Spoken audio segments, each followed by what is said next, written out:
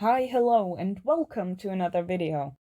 This isn't the usual thing I post on this channel. If you don't know why, read the title. It's literally right there. So, today I am getting into some simple things to revisit for my English class. This video is kinda random, but I noticed that it's fairly focused on pronouns, so let's start with that. Obviously, we all know that typically referring to yourself or others goes like this.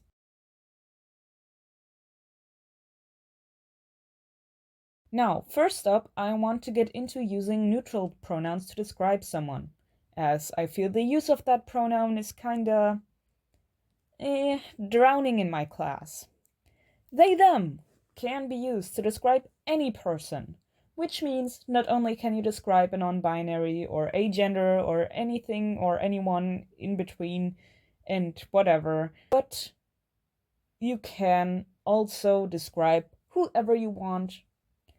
For example, instead of saying, "Do you see that woman in the blue coat? She's my teacher," you can instead say, "Do you see that person in the blue coat? They are my teacher." Of course, you don't need to describe people like that, but personally, I think it can be helpful when reading a text in which you don't know the main character, and instead of saying the main character, blah blah blah, or he or she, blah blah blah, you can simply say they. Reminder, when using the pronoun they, the verbs need to be in the right form. Make sure to not get confused whether you are referring to multiple or only one person. The verb would always be in the same form. So instead of they is blah blah blah, when referring to only one person, it would still be they are blah blah blah. Now on to the next thing that kind of annoys me. Misusing your and your. Now I know that it sounds the same, but I promise it's not. As you can see, hopefully. Your is referring to someone's possession, specifically your possessions. See, I just used it.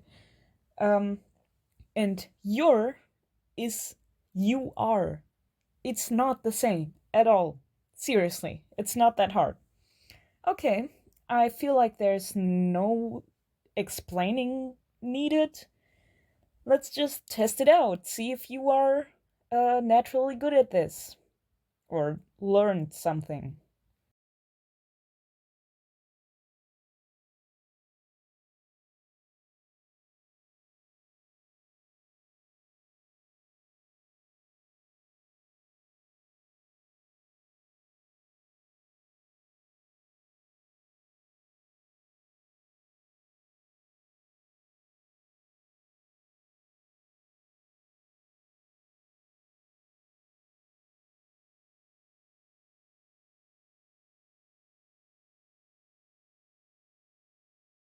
I hope this little test went well.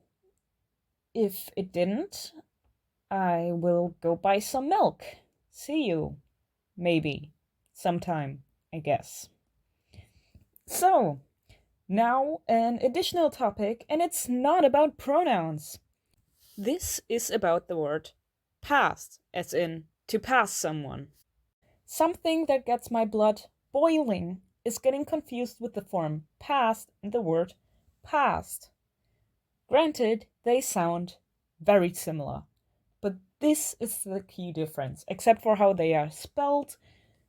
Past is actually a part of the verb. For the word past, you need another verb to actually implement it. Because it isn't a verb, it's basically a descriptive word. For example, I passed the supermarket today, or I walked past the supermarket today. It's not I passed the supermarket or I walked past the supermarket. Neither of them are correct. Get your stuff together for the verb. For that was so difficult to say just now.